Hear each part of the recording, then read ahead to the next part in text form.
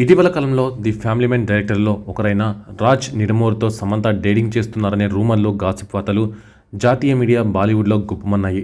ఆయన తన personal life గురించి ఏమాత్రం స్లిప్ కాకుండా జాగ్రత్తలు పడింది సమంత. నాగ చైతన్య, శ్వేత పెళ్లి తర్వాత తన రిలేషన్షిప్ విషయంలో ముందుకు వెళ్లారనే వార్త మీడియాలో వైరలైంది. తాజాగా బాలీవుడ్ పత్రికలు సమంత రిలేషన్షిప్ గురించి భారీ చర్చను తెరపైకి తెచ్చాయి. రాజ్ నిడమూర్తో ఆమె రిలేషన్షిప్ మరో ముందడుగు వేసింది. వారిద్దరూ సన్నిహితంగా ఉంటున్నారు. వారిద్దరి మధ్య స్నేహం మరింత ముందుకు వెళ్ళింది. వారిద్దరూ డేటింగ్ లైఫ్ను ఎంజాయ్ చేస్తున్నారనే వార్తలు సోషల్ మీడియాలో విస్తృతంగా వినిపిస్తున్నాయి.